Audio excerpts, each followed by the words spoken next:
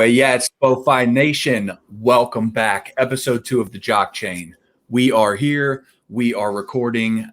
It's been an incredible couple of days yesterday with some baseball. If you haven't seen episode 1 of the JockChain, check it out. If you haven't seen episode 1 of A Loop and a Blast, check it out. Tyler, what's good, man? Can't complain, man. Got opening day in the books. Charlie Hoffman went low today, -6. Watching a little bit of golf and ready to talk some NFTs now. Absolutely, and we'll have some golf content coming out soon too. I know there's a bunch of golf heads in the SoFi community. So, first things first, man. We're going to be talking about NBA Top Shot on this show as usual, and we cannot start the show any other way without mentioning Michael Jordan's name as an investor in Dapper Labs.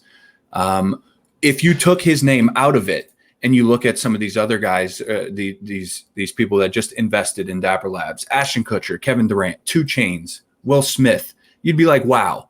But once Michael Jordan's name's thrown in there, it almost doesn't matter who some of the other names are. This is just incredible. What's your take on that situation? Yeah, what they're going to do with the money is one thing, but just for Michael Jordan to be attached to the name is incredible. Not only him as an investor, as an owner of the NBA team, but the biggest thing is I think it opens the door wide open for him to be featured as a moment on the platform.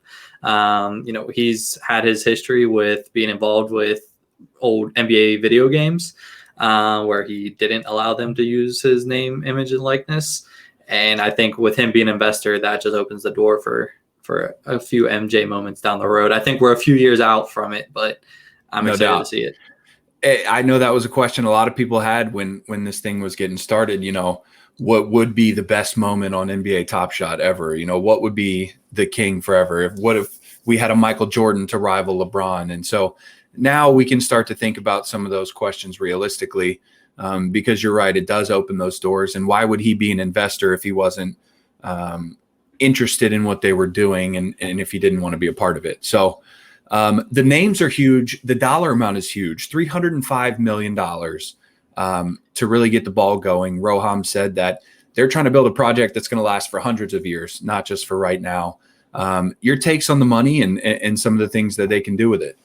Yeah, so I mean, what we've seen already from the middle of January when we joined to now, it may not seem like huge improvements, but it has been. And I know during that time they raised $50 million in seed money, and this is 6 times what they had previously. So as soon as they announced the actual partnership and the investment, you saw so many different job postings go up for Dapper Labs. So they're ready to grow this thing. And I'd suggest that if you're only been in for a month and you're starting to wonder whether it's for you or not, just wait to see what they have planned. It's only in beta still, so you're still early, I promise you, even though you might have think that you missed the boat. Yeah, it's still early. It is beta, but we're talking about long-term here. So while we're saying all of this, the market is still kind of going down on a day-to-day basis, which is fine. No one's saying that you're going to come in here and 10x your investment. What we saw in February, we'll never see again. That was just unreal. So people who are truly interested in the NBA, truly interested in the collectible space, that's where this is going to start to get real fun. And what can they do with the money? They can start paying for some digital signatures even. So that takes us into the next point here. And I don't know if you guys saw this yesterday or not, but the very first player narrated moment, Mike Conley's Seeing Star Challenge, and then he talks about finally being an all-star. So before we dive into that moment, I got a little Mike Conley story for you. So for those of you who might not know, I used to work for the Grizzlies, and Mike Conley was obviously the superstar of Memphis, and we loved having him there. I had a buddy that I worked with, and we were filming a commercial for some season ticket holders. And the line that was super funny, Max was my friend's name. Max is on the phone, right? And he's pretending to make a sales call. Mike Conley comes over and he grabs the phone out of his hand and he hangs it up. Max goes to take a sip of coffee and Mike Conley snatches it out and says, "No, coffee's for closers." So it was cool. Mike Conley's a great guy. And it's really neat to see that he was the first one to have one of these moments. What is your initial reaction on having a player narrate his own moment?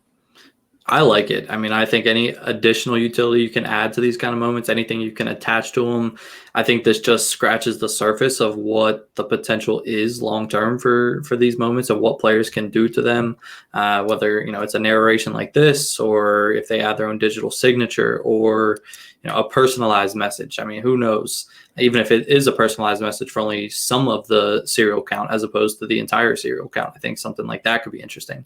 Really just opens the doors for so many different things. And I'm kind of glad that they started with a guy like Mike Conley and not a LeBron James, mainly because I was able to go in and scoop a Mike Conley. And I don't know if it was LeBron James, if I would have been able to do that. So interested in what is to come with things like that. And also excited to be a holder of the Mike Conley moment. That's probably something I'll hold on to for a while. Yeah, definitely. It is super cool. And you're absolutely right. It opens the door for so much more. We talk about, this is sort of a digital signature that is added to the moment. One of the things that comes across my mind is actually having a digital signature where a player signs their autograph on a trackpad. And when the moment comes up and starts to play, you actually see the signature being traced on the moment. I think that would be super cool.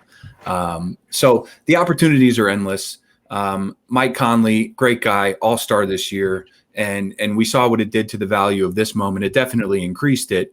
What happens when, you have LeBron James narrating a game-winning shot in the playoffs? You wouldn't be able to sell fast enough to liquidate to be able to get one. What about whenever Bronny James Jr. is in the league and we have LeBron narrating one of his moments? Yeah, I mean that's sick to think of, but it's so doable now, and they're just showing that there was no rumblings of this. They just said, "Oh, by the way, you completed the challenge. Here's a nice little moment for you." So I don't know if these kind of features are going to be rolled out on challenges only, but it does sort of add a little bit of intrigue to doing some challenges you might not have thought of. What was your initial reaction? Were you like, "Nice play, Dapper," or did you wish for a little heads up? I would have liked a little bit of heads up because I mean, obviously, I would have got in on it, but I like the element of surprise. And like I said, I was able to go in and scoop one. It looked like people didn't even realize what was attached to it at the beginning, because we'll get into it a little bit later. But the challenge arc of people get these moments, these challenge rewards right into their account, and then the first thing they do is sell. That moment opened up around few $100s. It got as low as $76. And then it's bounced back. It's about double that now. But I think people are selling off before they even realized what was attached to it. If you didn't see the announcement from Top Shot or from Dapper, and you simply just had the moment show up in your account and you clicked on it, you might not have noticed. You have to click the face in the bottom of the corner to get the message to come up and play. So to your point, you might not have even noticed that. And you said, well, what's the going rate? I'll sell it there. So I think you're absolutely right. Some people in that scenario, without even knowing. In that scenario, I'd be pretty fired up if I did complete the challenge and wasn't told. But that's on you if you sold and didn't realize that. If you didn't even look at the moment long enough to realize there was something different. Yep, exactly. That brings us to talking about challenges, though. We got some great feedback on episode 1. Some folks wanted to know. We referenced that. We're part of a Top Shot conglomerate, we called it, where we're completing some challenges together. So we'll talk about, how we do that. What are the pros and cons of that? Is it supported by Dapper, so on and so forth. So there's lots of challenges going on right now. For example, one we just completed was the LeBron James challenge. What is the, step one to completing a challenge as a group, Tyler? What's the first thing to take into consideration? Find people that you trust.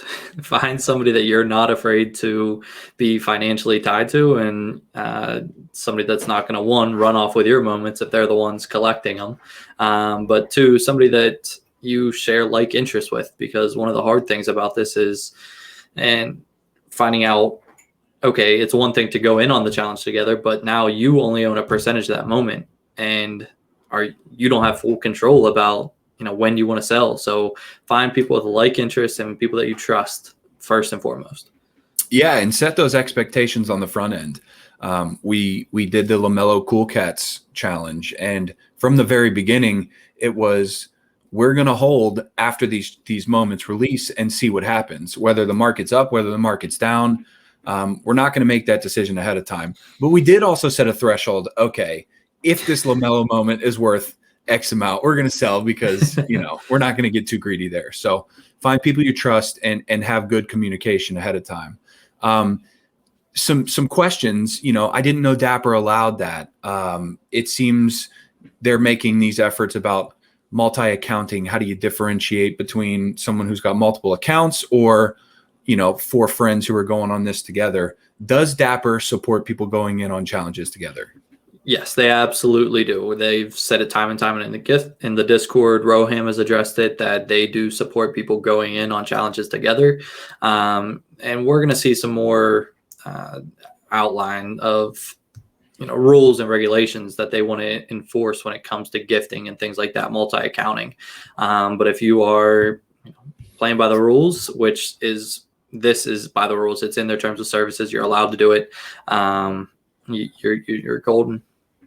Yeah, absolutely. That's all I would say is be clear about that on the front end too. There's a lot of fun to be had in Top Shot. You'd hate to be one of the guys that gets kicked out early because you're pushing the boundaries or whatever. So one of the biggest benefits of doing a group challenge is the return on your investment that you can get. Simply because for the Cool Cats example, for Cool Cats 3, we have 4 members in our group, and we got 3 packs out of that. That immediately means you're getting 3 of the 5 Cool Cats moments for $14 a piece.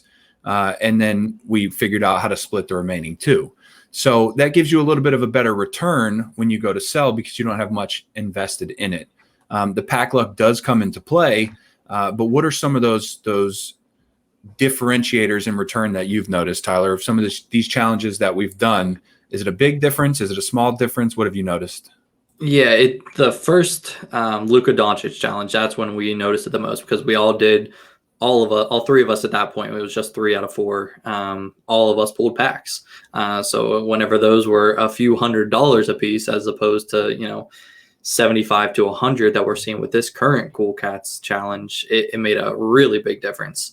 And, it's still making a difference now. We're not getting as lucky with the packs. But like you said, if you can spend $14 for one of those rewards or one of those challenge pieces as opposed to $150 to $300, that makes a massive difference whenever you calculate your return on investment for going in on these challenges. Absolutely. So there's, the biggest con is knowing when to sell and not having the control. But in my opinion, at least the pros definitely outweigh.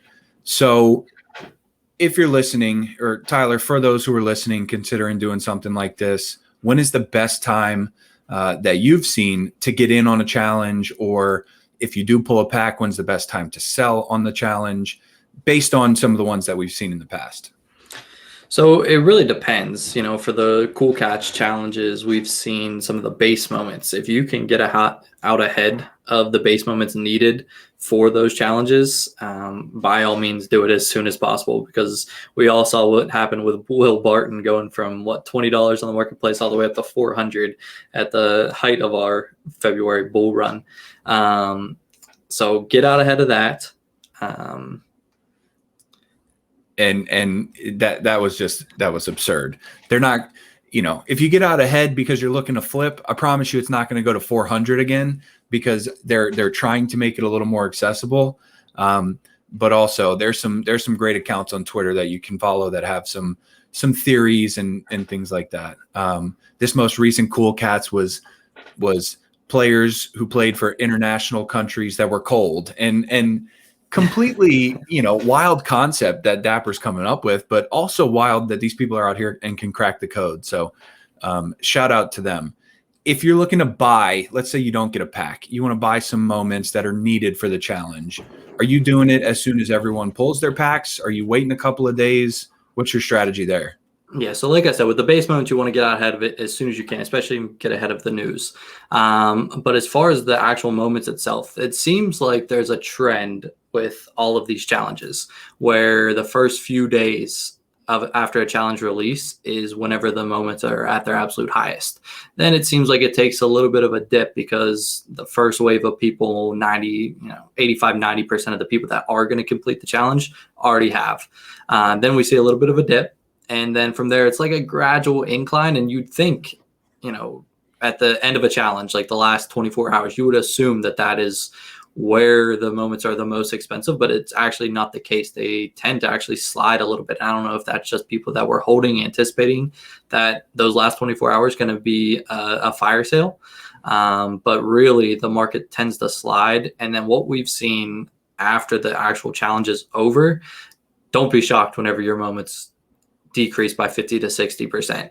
There is at least like a 50% utility added to these moments for the challenges. And that's why we're seeing so much pushback on some of these challenges where people are like, it's not worth it for me to complete them. I'm not getting the EV out of these challenges. I can actually go into the market after the fact, buy all of the challenge pieces and the challenge reward for less than it was to actually complete the challenge organically. Now, the one thing I will say with that is you're kind of losing out on the lottery aspect where you could pull a jersey number or a first serial number or a last serial Which number. We will. You guys stay tuned. We will. Eventually. We've had horrible luck whenever it's come to those serial number draws on the challenge rewards. But yeah, like you said, we're doing it. And that's one thing that you do miss out on is that lottery aspect. But yeah, the challenges tend to crater after the fact. Now we might see them actually go up even more right now, just with the Mike Conley news being that was a challenge reward. I don't anticipate every single challenge reward is going to get that. But these next couple challenges, you might see they're actually a little bit worth more. Even the Seeing Stars, the LeBron challenge after the Mike Conley news, all the prices went up a little bit. So there is that little bit of speculation, but I would not anticipate that for every challenge moving forward. Yeah. We've been using 50% price decrease after the challenge when we're trying to calculate our own ROI. And for those who are curious, we're using the same tools that everyone's using. There's some great tools out there with Evaluate Market and Own the Moment and Add More Funds and the original intangible market. And, the list goes on, and there's tons of great accounts you can follow on Twitter. So, the information that we have, the data that we use is sort of a combination of all of that, just to clear that up. So that sort of wraps up the news in NBA Top Shot. There is some additional news in NFTs in the NBA space, mainly this most recent news of Zion Williamson creating his own NFTs, partnering with Slam Magazine. It is pretty cool. And we've seen some stuff like this already with Patrick Mahomes, Rob Gronkowski creating their own NFTs. I'm not going to lie, being a New Orleans guy, a Pelicans fan, I would love to own one of these. But I simply will not be. It is pretty cool. It does, however, feel like a one-off project, similar to the Mahomes project, similar to the Rob Gronkowski project. What is your take on that? Athletes, we've seen tennis, golf, basically athletes across the entire spectrum creating their own NFTs and cashing in on it. What's your take on that right away? Like you said, cashing in. I think right now it's a little bit of a money grab. I think they're realizing the potential of the space, and sometimes it's better to be the first one to the table.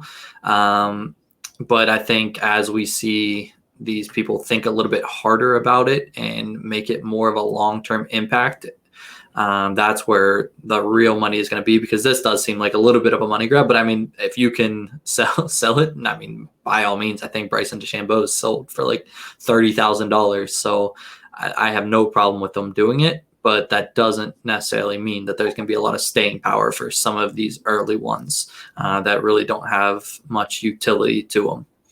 Yeah, you nailed it, utility. But I'm all for it as long as there's a market that is interested in this stuff and they're doing it not straight out of, bad faith. They're just trying to, walk away with as much as they can. But if there's a little bit more intention behind it, I'm all for it. And we've seen some pretty cool stuff come out of the music industry. The DJ Blau, he created NFTs where I believe, there was a one-of-one NFT that if you owned that piece, you actually got to record a song with him. Or there was a band where, I think there were maybe 5 or 10 NFTs. If you owned one of those, you got floor seats for life.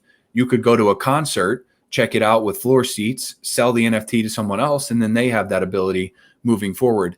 And by the way, the beauty of NFTs is every time those get sold, royalties are still going back to the original artist. So when there's a little bit more utility involved and there's some thought into it, similar to NBA Top Shot being in the early stages, this space as a whole is in terms of athletes making NFTs as well. And I think there's an incredible amount of stuff they could do: meet and greets, floor seats to a game, things like that. Yep, exactly. And like I said, I think they're just trying to be some of the first ones to get there and cash in while they can. And I mean, more power to them. But I think, like you said, some of the more thought out projects are going to be the ones that have staying power long term.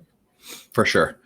And finally, in collectible news, we had some outrageous stuff that we hinted at on our Major League Baseball opening day episode on A Bloop and a Blast. We were talking about the most recent announcement from PSA. What news just broke about them? Yeah, so they basically have paused all services until July to catch up on their backlog of minting cards that have been sent to them. Obviously, before, really during quarantine, whenever quarantine started, you could probably talk a little bit more about this, but the physical market really caught a wave and people were all about it. And obviously PSA was backlogged. Yeah. PSA being backlogged, PSA being viewed as the top of the top company that if you're going to get a good card graded, you want it to have a PSA grade on it. All of those things added up, and the backlog was tremendous. I've mentioned before that I have a somewhat of a collection of Major League Baseball cards. And I have some cards that I think were decent. I looked at PSA's website. I looked at the cost to send in a batch of cards. The expected time to get those cards turned around back to me was like 3 to 6 months. And then the process from there, if you get them back, you have to post it on eBay. You wait for someone to buy it on eBay. That's if the card even graded well enough to be worth anything. And so what I ended up doing was I bypassed that entire situation and I sold cards ungraded on eBay. I was not buying cards to make money off cards. I was buying them because I was truly interested in the hobby and it was fun. And, a lot of them were worth $20. So I'm not going to wait 6 months to turn 20 into 40 or whatever a good grade on that would get. So it's just, it's mind boggling to me how, they certainly are feeling the pressure of this NFT space, but then they halted all grading until July. What does this mean for the digital collectible space? Was this news that they needed? Did it help them? What's your take on that? Obviously helps. A lot of people were saying like, oh, this is going to kill the cardboard market. And I don't necessarily think that's going to be the case. I think it will exist in coexistence. And people are saying, oh, this is the big break that digital collectibles needed. I don't think it really is what they needed. I think what is going to happen is already here. It's starting. I think it just reinforces the point and some of the capabilities and the advantages that digital collectibles present themselves. Being able to, everything's out in the open and everything's instant. Like you said on the last episode, how many times is LeBron James going to be traded between now and July where people are waiting just to send their cards? And that doesn't even include how long it takes to actually get the cards graded. And I can't speak. I don't know the accuracy of those gradings. I'm sure they have a great system in place, but at the end of the day, it's still somebody doing it. It's not digital. It's not controllable. So that's my stance on it. Yeah, for sure.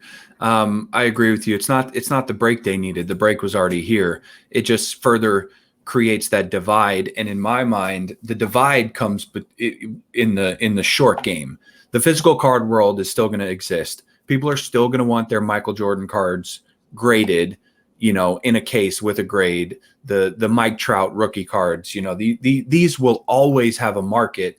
But in my opinion, where it hurts the physical space the most is the Juan Soto rookie card, the Fernando Tatis rookie card, this next wave of young guys that could truly be special.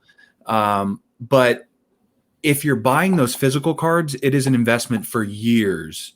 Whereas, in the digital space, it seems a lot more short-term focused. So it creates a divide there to me.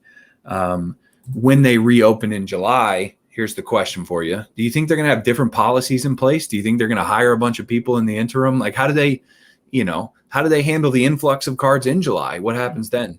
I guess you have to. I guess they don't really have a choice. We'll see if the demand is still there, or if NFTs really are the future and they don't need to grade as many cards then. We'll see what happens. Only time will tell. That's going to do it on this episode of the JockChain. Check us out on YouTube. Check us out on Apple Podcasts, on Spotify, our socials at SpoFi HQ. On the next episode of the JockChain, we're going to have some community members join us on stream, and we're going to open some packs. We're going to talk about some other people in the community and their journey on NBA Top Shot. When did they get started? What's it been like for them? And we'll take it from there. So tune into that episode to hear some good stuff coming up. And we appreciate you guys. Thanks for all the love, comments, feedback, and we'll catch you in the next one.